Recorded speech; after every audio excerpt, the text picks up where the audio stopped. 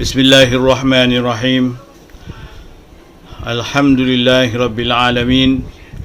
Wassalatu wassalamu ala sayyidina Muhammad wa ala alihi wa sahbihi ajma'in. Allahumma arzuqna ya Rabbana fahman nabiyyin wa hifzal mursalin wa ilhamal malaikatil muqarrabin fi afiyati ya arhamar rahimin.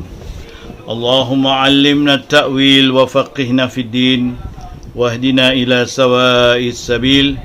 Ya Rabbana zidna ilma warzuqna fahma. Wa sallallahu ala sayyidina Muhammad wa ala alihi wa sahbihi wa sallam. Assalamualaikum warahmatullahi wabarakatuh. Selamat bertemu semula kepada pelajar-pelajar Masjid Darul Ma'mur dalam pelajaran kuliah Duha Tauhid, iaitu dengan kitab Aqidatun Najin. InsyaAllah kita buka dari muka surat 81. Masih kita dalam perbicaraan tentang ta'alluq ilmu. Jadi sebagaimana kita tahu, iaitu bahawasanya sifat-sifat Allah Ta'ala itu terbagi kepada empat bahagian, iaitu nafsiyah, salbiyah, ma'ani dan ma'nawiyah. Jadi tentang ma'ani ini tadi ialah sifat-sifat kudrat, sifat iradat, sifat ilmu, sifat haya, sifat sama, sifat basar dan sifat kalam. Maka dengan sifat ilmu, iaitu Allah Ta'ala mengetahui segala-galanya, sama ada perkara yang telah lalu, atau perkara yang sedang, atau perkara yang akan datang. Semuanya itu adalah diketahui oleh Allah Ta'ala. Kerana secara dasarnya Allah yang mencipta. Jadi dia tak macam manusia mencipta sesuatu, boleh jadi dia tak tahu apa yang akan terjadi kepada sesuatu itu. Tetapi Allah Ta'ala mencipta berlainan dengan ciptaan manusia, kerana dia mengetahui sedetail-detailnya, daripada sekecil-kecil sehingga sebesar-besarnya. Jadi kata pengarang, maka bahawasanya berkata San Haji dalam Kanzul Asrar, dalam kitab Kanzul Asrar atau dalam risalahnya, bahawasanya segala anak Adam satu unsur jin, dan segala anak Adam dan jin satu unsur sekalian binatang darat, dan sekalian manusia dan jin dan binatang darat satu unsur burung, dan sekaliannya itu satu unsur haiwan yang di dalam laut, dan sekalian binatang laut dan darat, jin dan manusia sekalian itu satu unsur malaikat yang ada pada bumi, dan dihimpunkan sekaliannya yang tersebut itu pada sekalian jin dan manusia dan binatang laut dan darat, dan sekalian malaikat yang ada pada bumi itu satu unsur malaikat yang pada langit yang pertama, dan sekalian tersebut itu satu unsur malaikat yang pada langit yang kedua. Demikianlah berganda-ganda hingga sampai kepada kursi dan arash, pada hal arash itu 1000 bilik. Ini kata beliaulah San Haji dalam kitab Kanzul Asrar. Wallahu a'lam, iaitu tentang membahagi-bahagikan bilangan-bilangan makhluk dalam dunia ini, termasuk makhluk manusia, makhluk jin dan makhluk malaikat, yang mana semuanya daripada ciptaan Allah Subhanahu Wa Taala, yang mana berasal daripada asalnya ialah daripada Allah Ta'ala, dan dikatakan bahawasanya Allah Ta'ala mempunyai arash, yang mana arashnya tadi terdapat 1000 bilik. 1000 bilik ini maknanya banyak bilik lah. Jadi tak tahulah mana satu. Ini wallahu a'lam, perkara ini adalah perkara rahsia Allah Subhanahu Wa Taala, dan kita tidaklah mengetahuinya. Cuma ini adalah pendapat daripada Son Haji tadi. Maka jikalau dihimpunkan sekalian malaikat yang dalam 7 petala langit itu, dan malaikat yang pada bumi, dan sekalian binatang laut dan daratnya, satu unsur daripada malaikat yang satu bilik pada sekalian bilik arasy yang tersebut itu. Jadi kalau dihimpunkan, semuanya akan dikatakan sebagai satu unsur daripada segala-gala yang ada dalam arasy itu. Dan hanya saja takluk ilmu kepada wajibat dan mustahilat dan kepada jaizat itu, kerana bahawasanya ilmu itu bukan daripada sifat yang memberi bekas, maka dari kerana itulah umum takluknya kepada sekalian yang tersebut. Jadi ilmu ni bertakluk kepada seluruhnya, sama ada kepada benda yang mustahil, benda yang wajib dan benda yang harus. Kerana ia bukanlah satu yang memberi bekas seperti kudrat, kerana ia adalah satu pengetahuan daripada Allah Subhanahu wa ta'ala. Maka pengetahuan ini menyeluruh segala-galanya. Makna segala makhluk yang disebutkan tadi, yang di bumi atau di langit, malaikat ke, jin, haiwan-haiwan darat, haiwan laut, termasuk manusia, semuanya adalah dalam pengetahuan Allah Subhanahu wa ta'ala. Bersalahan kudrat dan iradat, maka keduanya sifat yang memberi bekas. Maka sebab itulah tiada ta'aluk keduanya melainkan pada yang dapat berubah daripada Adam kepada wujud dan daripada wujud kepada Adam, seperti yang telah lalu bicarakan. Jadi makna berbeza dengan ta'aluk kudrat dan iradat. Kerana kudrat sifat yang memberi bekas kepada makhluk, memberi bekas kepada benda yang baharu, yang mana benda baharu tadi bertukar-tukar, boleh jadi ada, boleh jadi tiada, boleh jadi satu masa diadakan, satu masa lagi ditiadakan, begitulah seterusnya. Itu ta'aluk kudrat dan iradat. Tapi ta'aluk ilmu tidak begitu. Artinya tidak ada perkara yang memberi bekas kepada sesuatu, cuma ia dalam ilmu Allah Ta'ala saja. Jikalau ta'aluk keduanya dengan yang wajib bagi hendak mengadakan akan dia, niscaya lazim daripadanya tahsilul hasil, atau ta'aluk mengadamkan dia, maka lazim daripadanya yang demikian itu bertukar hakikat, kerana bahawa hakikat yang wajib itu barang yang tiada menerima Adam sekali-kali. Jadi misalan kudrat dan iradat kalau bertakluk kepada yang wajib, kita tahu ya, benda yang wajib ni dah memang dah ada dan mesti ada. Jadi sekiranya lah kita kata takluk kudrat tadi bertakluk kepada yang memang sudah ada, jadi buat apa nak takluk lagi? Kerana benda tu dah memang ada, kerana wajib. Jadi kalau ada dikatakan dia bertakluk kepada yang wajib ni, sedangkan yang wajib ini sudah memang ada, jadi maknanya dia bertakluk kepada sesuatu yang memang dah ada, tak perlu lagi bertakluk situ. Jadi kalau bertakluk juga, itu dipanggil tahsilul hasil, makna mengadakan benda yang memang sudah ada, atau melakukan benda yang sudah berlaku. Itulah yang dimaksudkan dengan tahsil al-hasil. Sebaliknya pula, kalau dia bertakluk kepada yang mustahil, untuk mentiadakan yang mustahil. Misalan mustahil Allah Ta'ala ada sepadan atau syirik, mustahil Allah Ta'ala ada isteri, mustahil Allah Ta'ala mempunyai anak. Ini semua mustahil.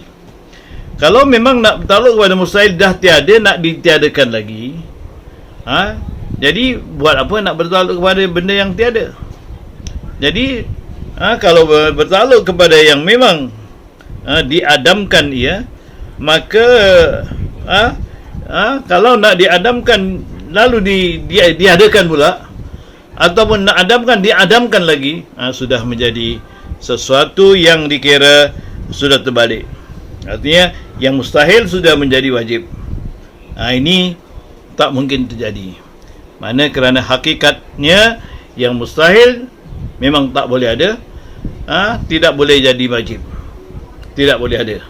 Jadi kalau sudah terbalik macam itu, mana itu adalah tidak masuk akal. Dan jikalau ta'aluk keduanya dengan yang mustahil bagi memberi bekas mengadakan dia, maka lazim daripada yang demikian itu bertukar hakikat, kerana bahawa hakikat mustahil itu barang yang tiada menerima wujud sekali-kali, atau ta'aluk dengan mengadamkan dia, maka lazim jadi tahsilul hasil. Jadi begitulah. Mana kalau dia yang mustahil nak ditiadakan juga, memang tiada, jadi tahsilul hasil. Kalau nak jadikan yang mustahil yang tiada tadi kepada ada, sudah terbalik. Ini hakikatnya sudah terbalik. Sedangkan itu mustahil, macam mana boleh jadi wajib pula? Boleh ada. Kerana tiap-tiap mustahil tak ada. Jadi itulah sebabnya tidak mungkin kudrat dan iradat bertakluk kepada wajib dan kepada mustahil. Maka tiada takluk keduanya kepada tiada bertakluk kepada yang wajib dan kepada yang mustahil itu tiada dinamakan lemah. Yang demikian itu kerana bukan lorongannya. Jadi kalau orang kata, kenapa kudrat Allah dan iradat Allah tiada takluk kepada yang wajib, dan kenapa pula tidak bertakluk kepada yang mustahil? Sepatutnya Allah Ta'ala berkuasa segala-galanya, berkehendak segala-galanya.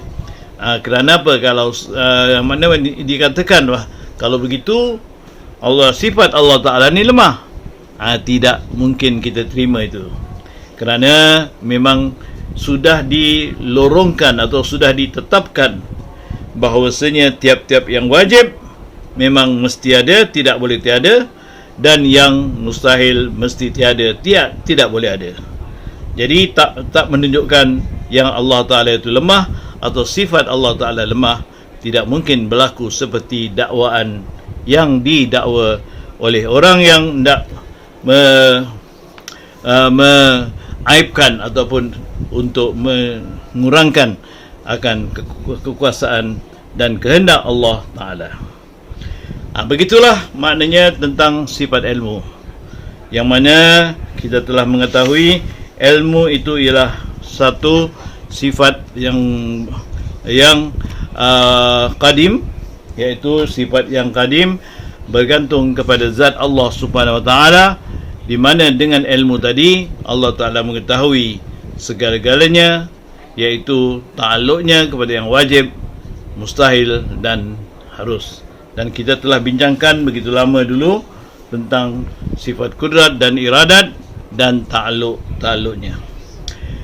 Jadi sekarang pula kita menuju kepada tajuk hayat dan keterangannya. Hayat dan keterangannya. Hayat itu makna kehidupan, atau kehidupan, al-haya. Jadi Allah Ta'ala yang hidup, al-hay. Al-hay itu makna Allah Ta'ala yang maha hidup. Kalau al-muhyi, Allah Ta'ala yang maha memberi hidup. Jadi maknanya daripada hayat juga. Tapi hayat saja ialah satu masdar yang mana menunjukkan sifat kehidupan. Artinya Allah Ta'ala itu hidup. Dan kata musannif, al-hayatu wa hiya la tata'allaqu bi syai'in. Artinya, dan yang keempat daripada sifat ma'ani itu, artinya pertama kudrat, kedua iradat, ketiga ilmu, dan keempat hayat.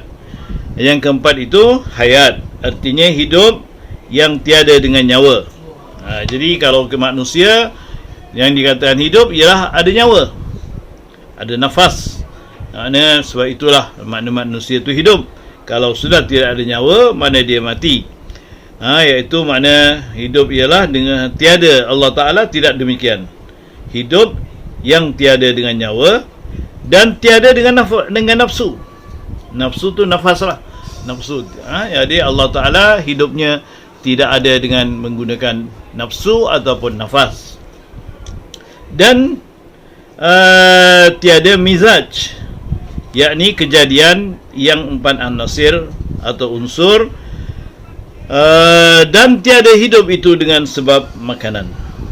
Dan tiada mizaj maknanya tidak ada hidupnya tadi bertukar-tukar. Kan macam manusia, kadang-kadang dia punya mizajnya ataupun apa ni, dia punya mood lah. Mizaj tu maknanya lebih kurang dengan makna mood. Dengan makna moodnya maknanya kadang-kadang manusia sedih, kadang-kadang gembira, mukanya kadang muka sedih, kadang muka gembira, muka riang. Ini Allah Ta'ala mustahil. Hidupnya Allah Ta'ala tidak begitu.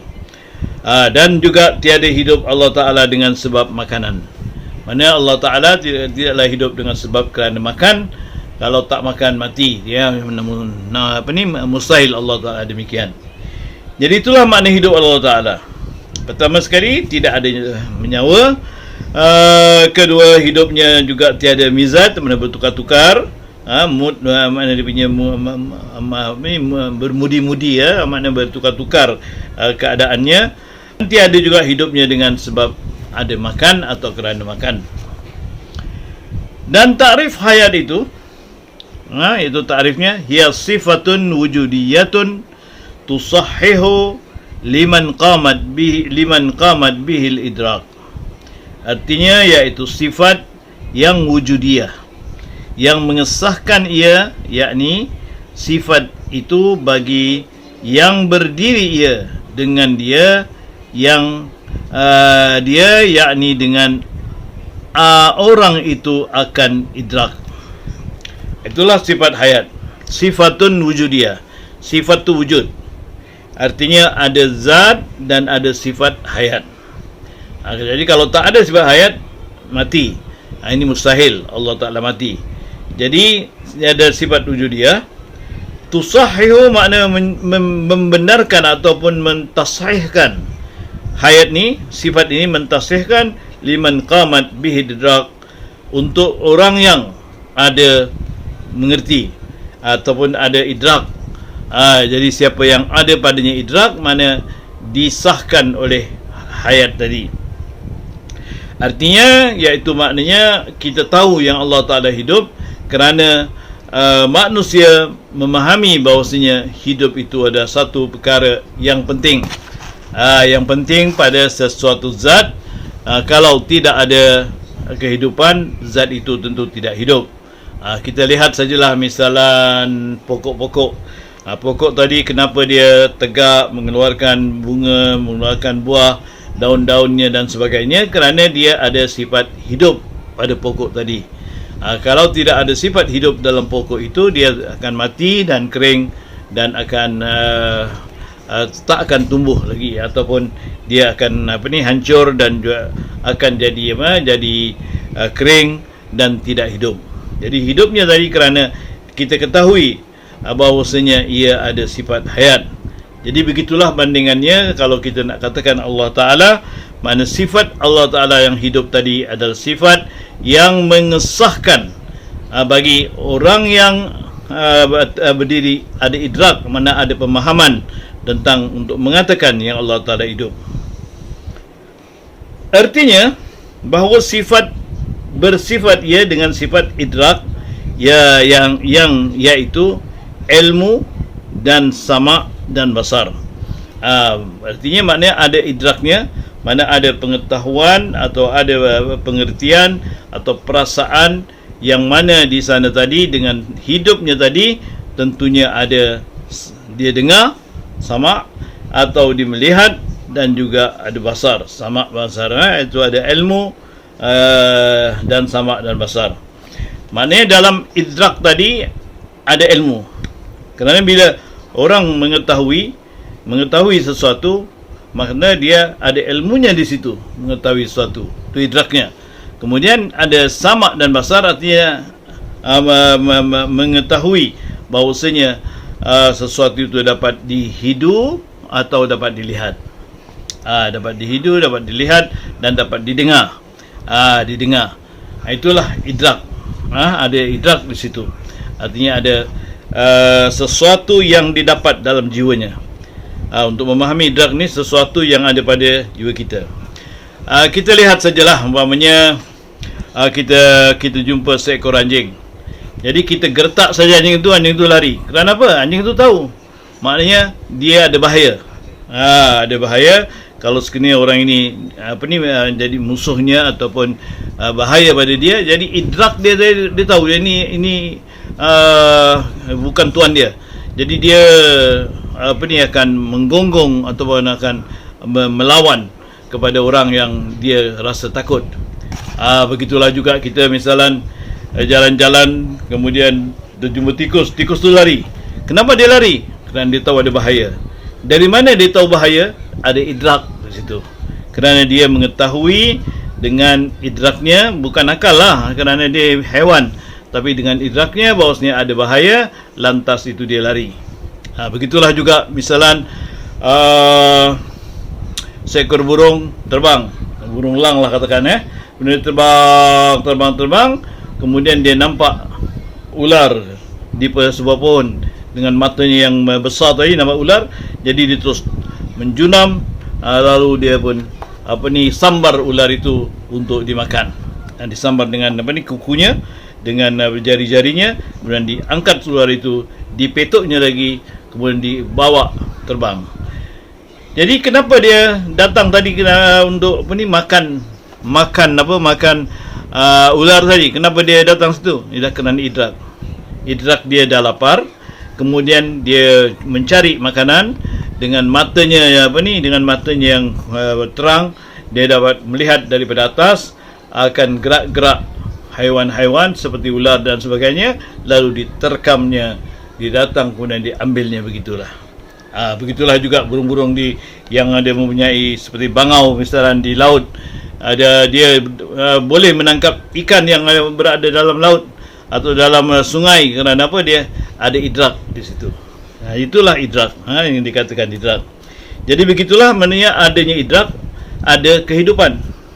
Jadi Allah SWT bersifat sifat hayat kerana memang sebagai sebagai sesuatu yang hidup mesti ada idraknya. Apa tadi iaitu bahawa bersifat ia dengan sifat idrak iaitu ilmu dan sama dan basar, dan seumpama sifat idrak itu yang lainnya daripada segala sifat yang diisyaratkan pada akal wujud hayat seperti kudrat dan iradat. Jadi daripada idrak tadi maknanya dapat dikatakan daripada situlah maknanya ada kudrat dan ada iradat. Dan iaitu syarat akli pada sekalian sifat ma'ani lazim daripada ketiadaan sifat dan iaitu syarat akli pada sekalian sifat ma'ani lazim daripada ketiadaan sifat ma'ani, dan tiada lazim daripada wujudnya ada sekalian sifat ma'ani dan ketiadaannya pada hak yang baharu. Jadi antara sifat ma'ani dengan sifat ma'ani, mana kalau ada sifat ma'ani dari segi akal, ada sifat ma'ani, maka lazim di situ